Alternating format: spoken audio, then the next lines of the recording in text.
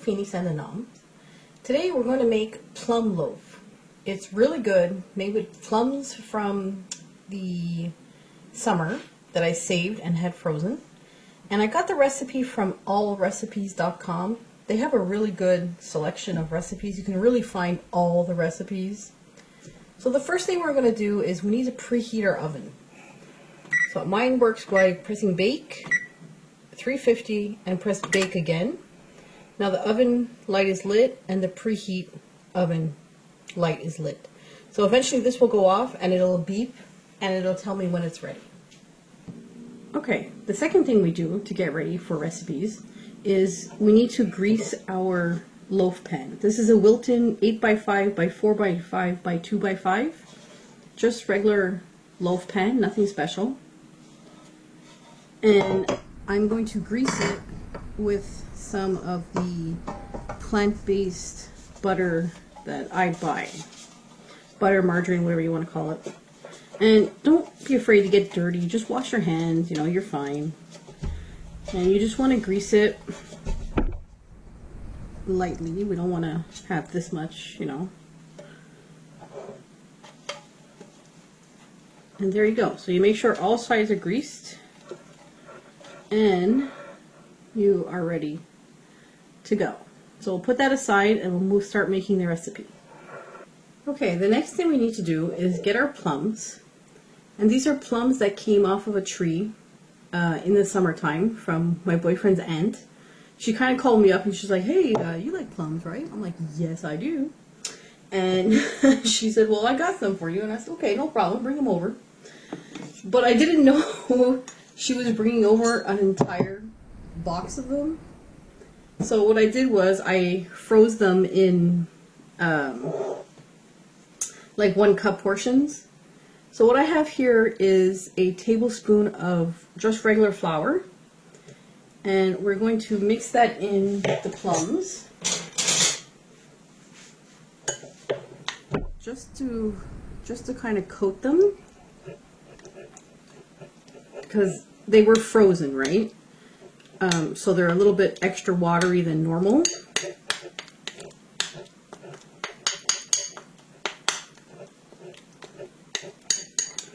Alright, so there you go, it's mixed, it's fine. I'm going to set this aside. Grab my stainless steel bowl that I love. I just love this bowl, it's like so cool. It's the coolest bowl ever. I don't know. I just like it. I like it. And we're going to start with the flour. So you need 1.5 cups of flour.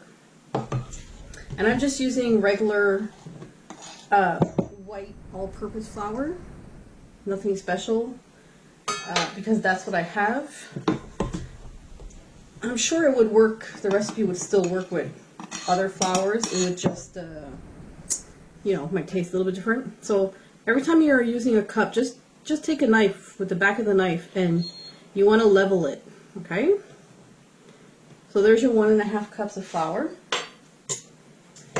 Now we want 1/2 cup of margarine or butter. Now I use the Becel plant-based butter, margarine, whatever you want to call it. And what I love about it is this entire stick, it tells you it's 1/2 cup. And it gives you the measurements, like tablespoon, tablespoon, tablespoon, 1/4 cup, 1/2 cup, 1/3 cup, 1/2 cup. So you know the whole bar is 1/2 cup. So that's easy enough. You just have to unwrap it and throw it in there. So that's done. Next, we're going to go with 1 cup of white sugar. Now, it's a lot of sugar, but you can always, you know, change. You can always play with the recipe. If you don't like the recipe, just change it. Every time I do a recipe, I usually follow the recipe exactly the first time. And if there's something I don't like about it, if I find it's too sweet or something, then I will just modify the recipe later on. Now, they want 1/2 teaspoon of salt. I got my salt standing by here. Again, make sure you level everything. they want a 1/4 teaspoon of baking soda. The baking soda is over here. Now, what I love is most of my ingredients I'm able to buy in bulk. And when I say bulk, I mean package free. So it saves me on garbage. It also calls for 2 eggs. These are just large eggs that I have. And your shells, throw your shells in the compost because they are compostable. Right? Wipe up my mess on the counter because that's just bound to happen and make a mess.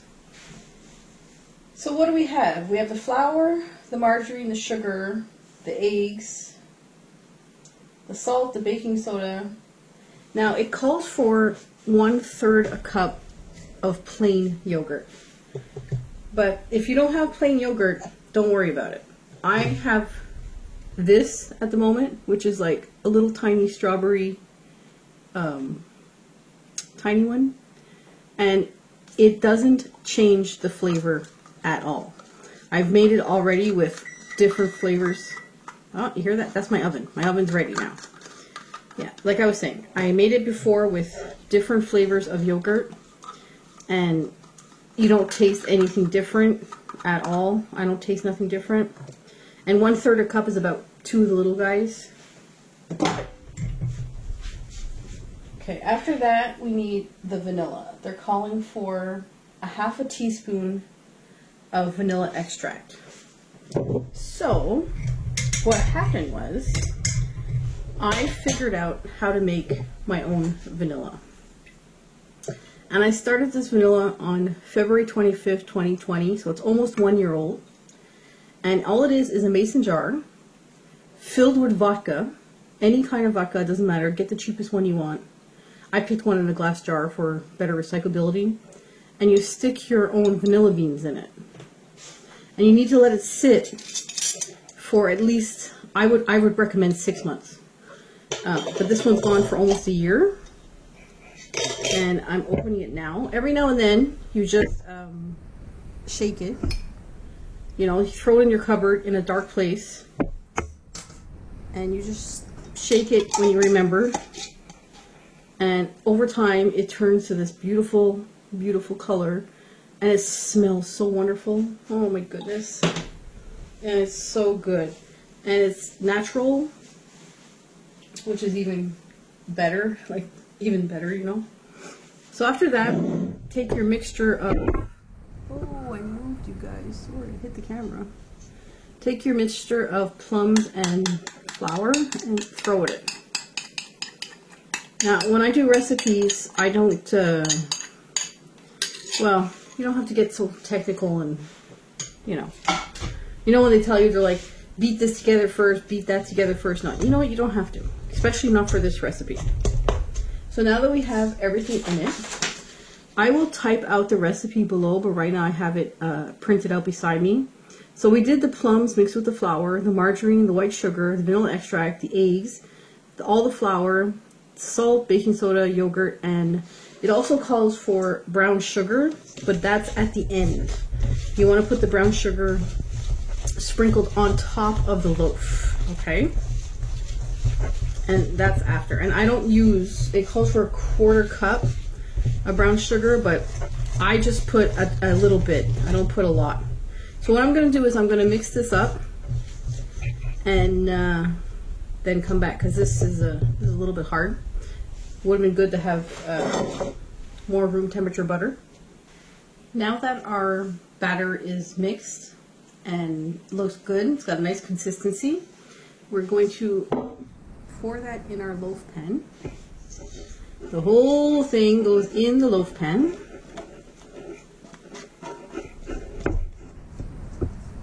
And I was so happy when the boyfriend's aunt brought over plums one year, because there was so many, and I love plums. I'm a big plum eater, but the boyfriend actually doesn't like them. He doesn't eat them like, you know, like raw plums, but I will, and so will my kid. which is good. But cooked, the boyfriend will eat them.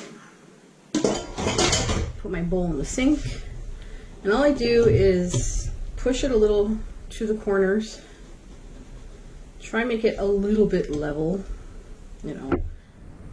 Not fancy schmancy over here. That's for sure. Nothing fancy schmancy about me. If you just give it a tap, try and settle it. That's what it looks like so far. Now, the brown sugar. You want to take some brown sugar. It says 1/3 of a, it says a 1/4 cup of brown sugar on top, but like I said, I think that's too much. So I just scoop it out of my jar and I just sprinkle a little bit on top. Not a lot. It's already got a cup of white sugar in it. So I guess it depends what you're doing. Do you want less sugar in your life? So there you go. That's all I'll put on it. And I'm going to put it in the oven at 350 for at least 1 hour. Okay? Check it after 1 hour by stabbing it with a knife right into the center. And if your knife comes out clean, it's ready. If not, then you got to go longer. Okay guys, we're back. It's been about an hour and the plum loaf is ready. I've got my glove on and we're going to take it out of the oven.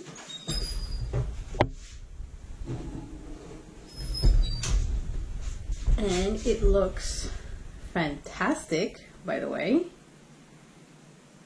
Love that brown sugar crust. It gets like hard. And there you go. There is your plum loaf. What I'll do is I will leave it alone for at least 5 minutes, about, and then I will take something wooden or plastic and just go along the edges here, and then flip it out and put it on a wire rack. It's always better just to wait a few minutes to let it, you know, sit. But it looks fantastic and it smells so good. They haven't invented smell-o-vision yet. Hi guys, we're back. It's been about 5 minutes. And I'm just going to take my spatula and just break the edges a little bit because the brown sugar has crusted onto the edges. Okay, that's good. Now it should be moving now. I'm going to put my glove on, flip it upside down. Now, it's going to get messy. Let's see what we can do.